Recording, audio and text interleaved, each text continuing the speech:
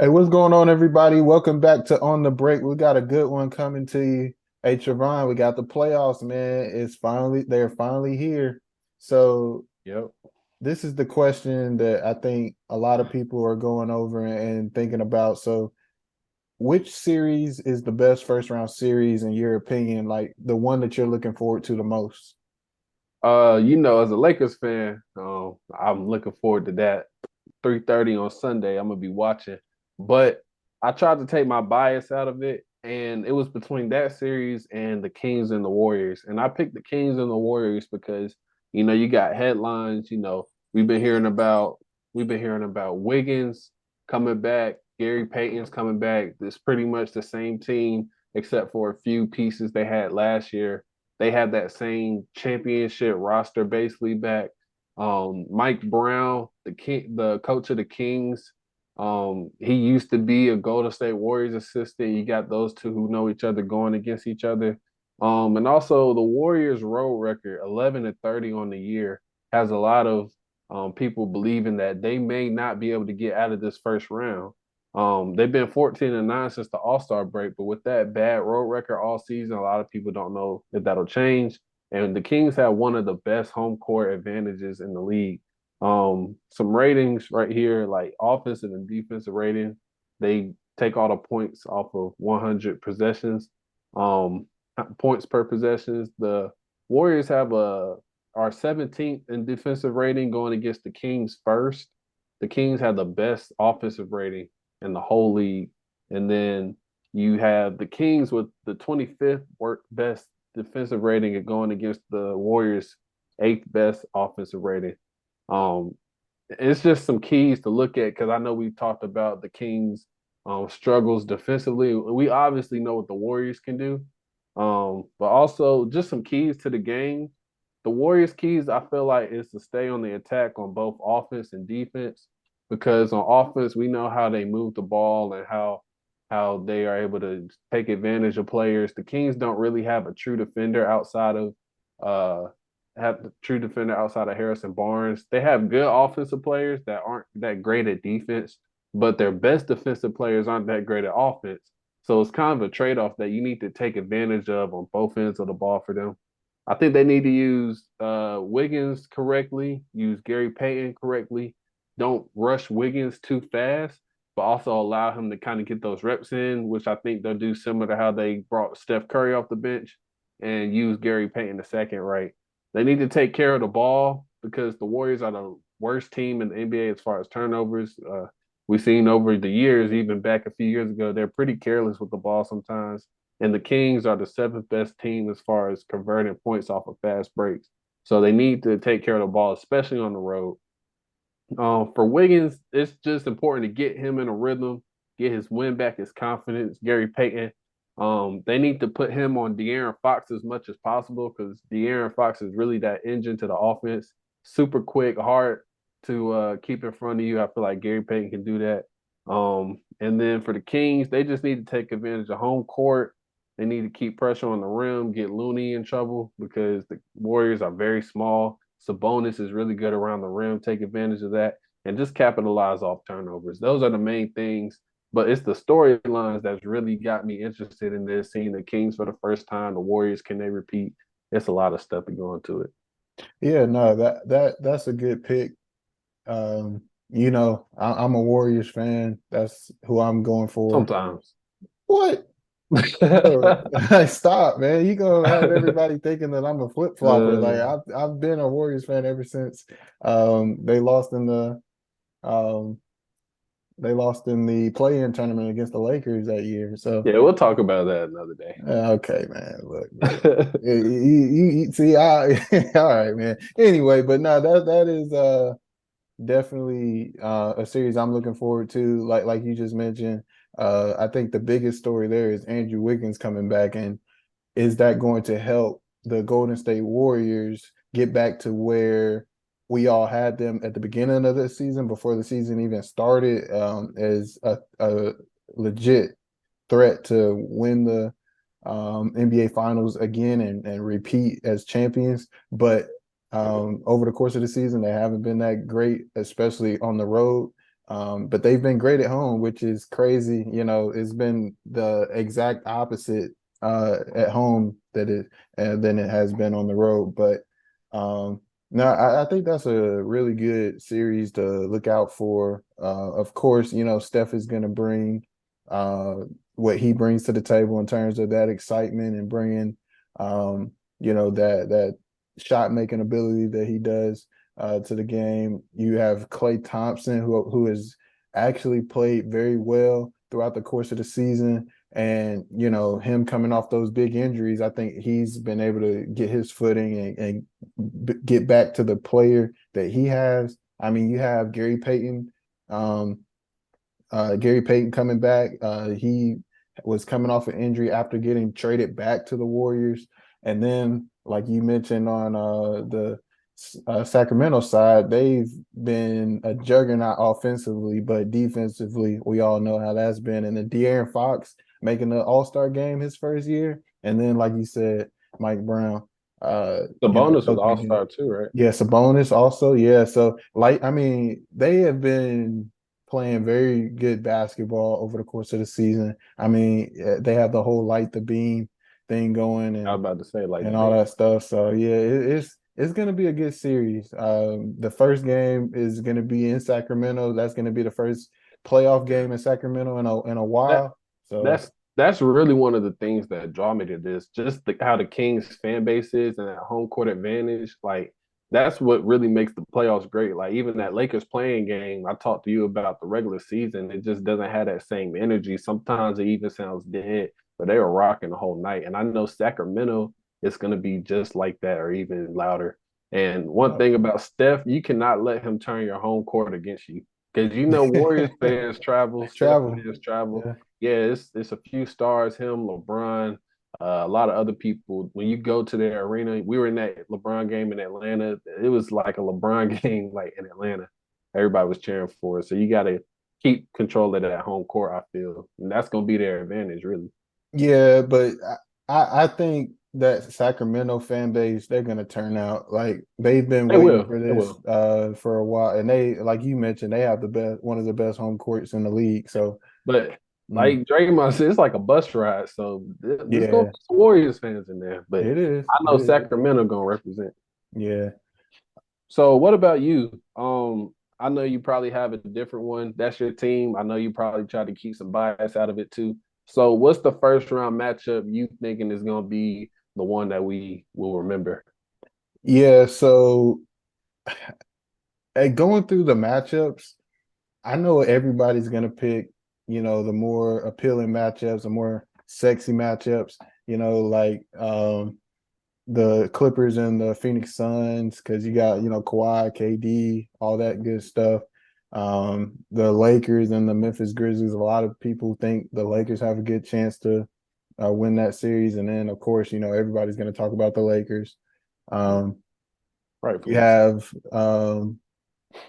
those matchups, and those are have the more more stars and stuff like that. But me personally, I think I'm looking forward to the New York Knicks and the Cleveland Cavaliers because when you look at the matchup on the court, I think that's the best matchup overall. Like when you're looking at it on the basketball court, in the first round throughout the whole entire playoffs, I think that these two teams they match up really well. And me personally, I don't know which one I'll pick right now.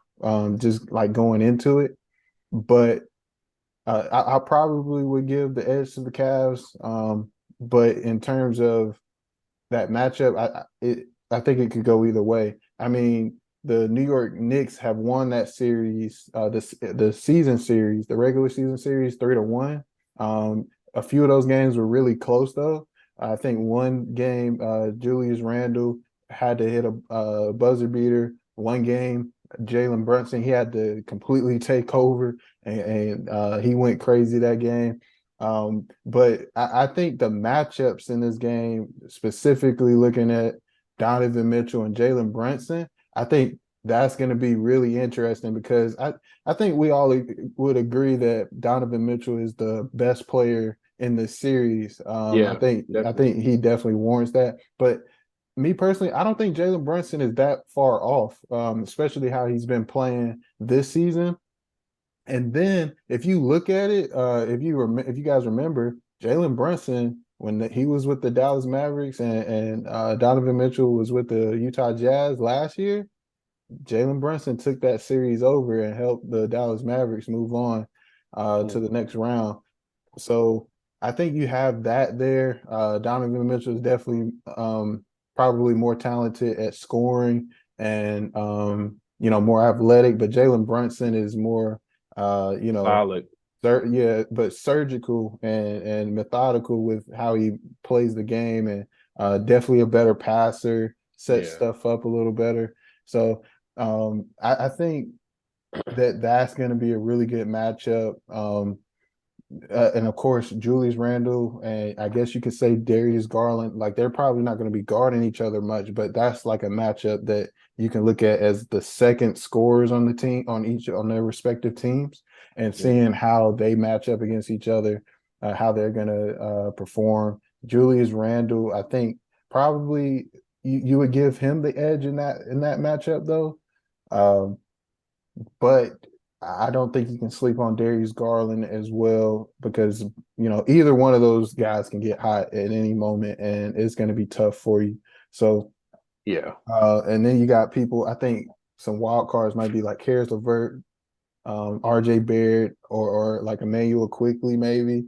So stuff players like that can change the tide. Of course, Cleveland has the best defense, or they have a top defense, like top five defense in the league right They're now. number one. Yeah, number one. Yep, yep, yep. And the New York Knicks actually have a better offense than they've had in the previous years. So, Yeah.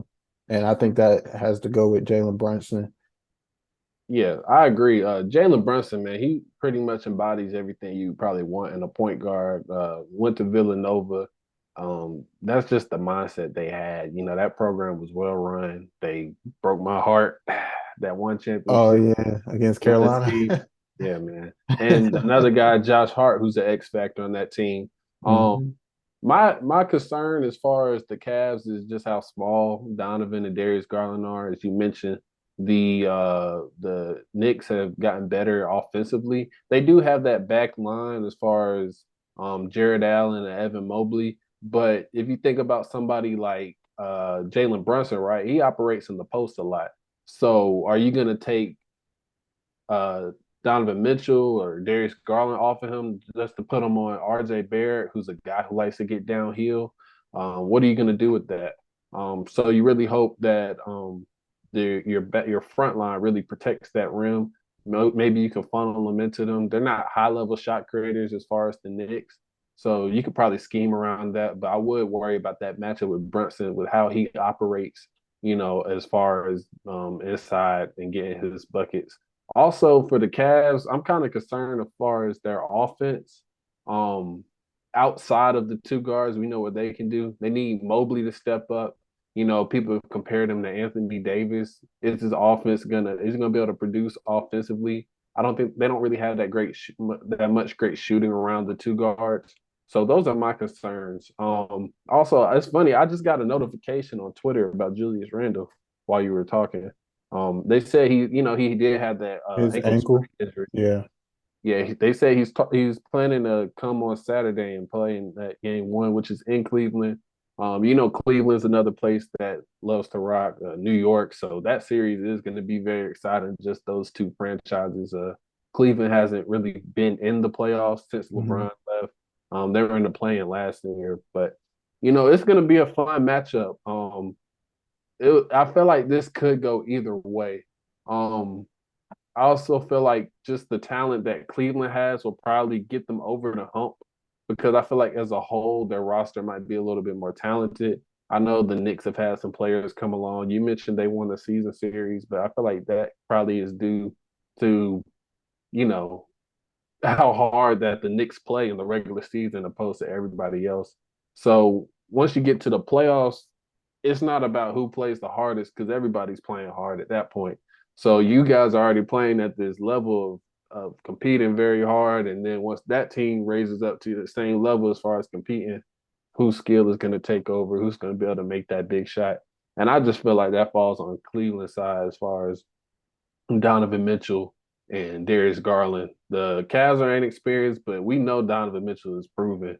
You know, like his run when he took out OKC, he took his team to um not the conference finals, but he was balling out that year that as a rookie. yeah. So Mhm. I just believe in him more so to get them over that hump than I do the New York Knicks. But it's gonna be fun. I feel like it might go 7, and I wouldn't Yeah. be surprised if the Knicks won. So yeah, Yeah, and that's like the main reason I picked it because I think this is the series out of all of them in the first round that is kind of neck and neck. Like it could go either way. But I yeah, also think it is a pretty big storyline here too with, you know, Donovan Mitchell could have been a New York Knick. So yeah, and I know a lot of New York Knicks fans wanted that, even though I do think the play of Jalen Brunson has kind of, helped them, you know, ease that hurt of not getting Donovan Mitchell. But that's still there. And the the one thing, like in terms of looking at it on the basketball court, that I'm really interested to see, I think this is going to be a slower, grinded out game. So that might not be as appealing to some people.